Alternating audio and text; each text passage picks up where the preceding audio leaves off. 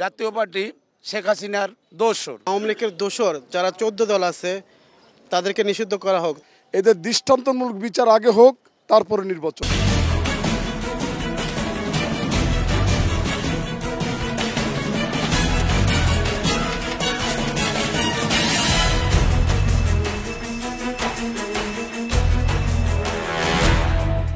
দর্শক শুভেচ্ছা, জনতার কথা অনুষ্ঠানে আপনাদের স্বাগত জানাচ্ছি। আমি আসিফ সুমিত।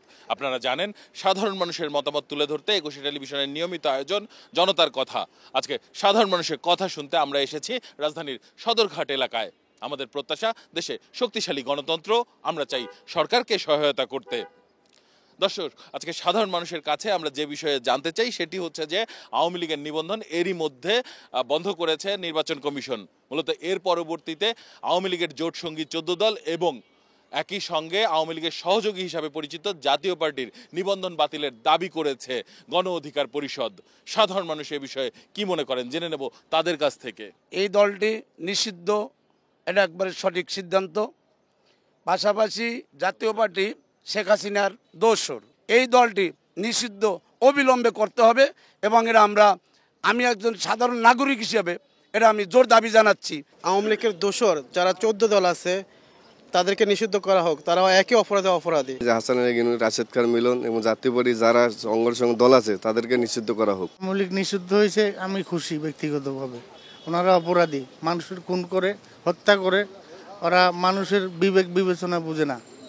ওনারা অপরাধী, ওনাদের বিচার হোক। 14 দল প্রত্যেকে অপরাধী, ওনারা সহযোগিতা করছে আওয়ামী লীগের এই অকারেন্স করার, এই জন্য ওনাদেরও শাস্তি হওয়া দরকার। আওয়ামী লীগ যেরকম অপরাধী, জাতীয় পার্টি এর থেকেও বেশি অপরাধী।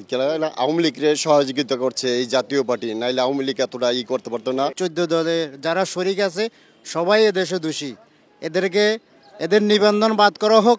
আমি আমার তরফ থেকে আমি বললাম বর্তমান রানিং সরকারের এই গণহত্যা শুধু আওয়ামী লীগ একলা জড়িত না, 14 দল থেকে শুরু করে তাদের যে অঙ্গ সংগঠন আছিল প্রতিটা সংগঠনই জড়িত। 14 দল না, ওনার সাথে যেগুলি জড়িত আছে ওগুলি সহকার এগুলি নিবন্ধন বাতিল করা উচিত।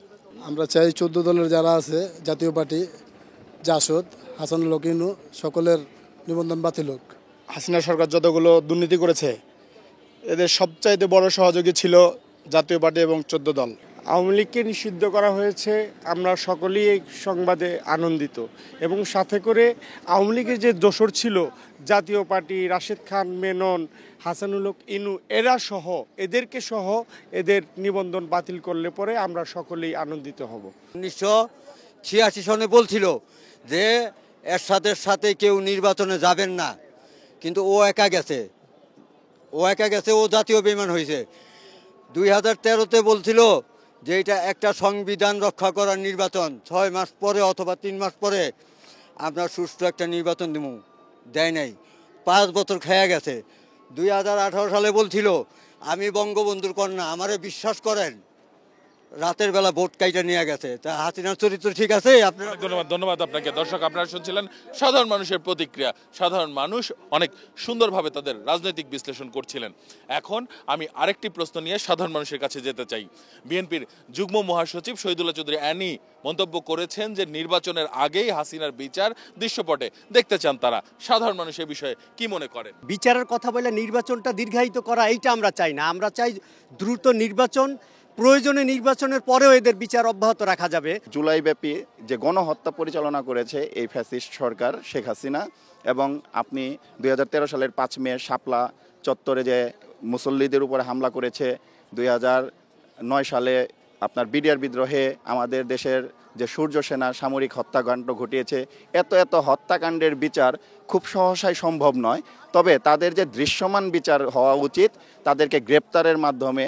বিচারটাই আগে, বিচারটা কিভাবে আগে, এর জন্য আলাদা একটা ট্রাইব্যুনাল তৈরি করে দ্রুত বিচার ট্রাইব্যুনাল আদায় করে এই ফেসিস হাসিনার এবং তাদের প্রেতাত্মারা এবং তার সাথে যারা জড়িত এদের দৃষ্টান্তমূলক বিচার আগে হোক, তারপরে নির্বাচন। সবচেয়ে দুঃখজনক বিষয় হলো গত 8 মাসে এদের বিচারের কোনো বা গ্রেপ্তারের কোনো নজির আমরা ওইভাবে দেখতেছি না।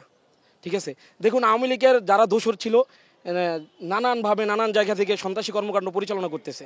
খুব দ্রুত সকল স্বৈরাচারের বিচার হওয়ার জন্য, কিন্তু আমরা দেখতেছি এখনো আমরা ওইভাবে বিচার পাই নাই। অতি দ্রুত বিচার ট্রাইব্যুনালের মাধ্যমে তাদেরকে বিচারের মুখোমুখি করে এদেশে একটি বিচারহীনতার যে সংস্কৃতি তৈরি হয়েছে সেখান থেকে আমরা যেন মুক্ত হতে পারি, সেটার জন্য দ্রুত বিচার আমরা শেখ হাসিনার দাবি করছি। আওয়ামী লীগ সরকারের সাথে যারা জড়িত আসলো এই অবৈধ কার্যক্রমের সাথে, তাদেরকে সকলের জন্য এই বাংলার মাটিতে বিচার হয়। নির্বাচনের আগে যদি ওনার বিচারটা সঠিকভাবে করা হয়, আমার জনগণ হিসেবে এটা আমার সবচেয়ে বড় চাওয়া। আমরা চাই শুধু আওয়ামী লীগ না, আওয়ামী লীগের সাথে 14 দল সহ যারা এদের শুভাকাঙ্ক্ষী ছিল, আওয়ামী লীগের শুভাকাঙ্ক্ষী যারা সরকার পরিচালনার সাথে জড়িত ছিল, তাদের সবার সুষ্ঠু বিচার কামনা করি। ধন্যবাদ আপনাকে। দর্শক, আপনারা শুনছিলেন সাধারণ মানুষের প্রতিক্রিয়া। সাধারণ মানুষ, কিন্তু তাদের ভাবনাগুলো অসাধারণ, তাদের চিন্তা অনেক সূক্ষ্ম ও গভীর। দর্শক, জনতার কথা দেখতে প্রতি শনি, রবি, মঙ্গল এবং বুধবার চোখ রাখুন একুশে টেলিভিশনে। সঙ্গে থাকবো আমি আসিফ সুমিত।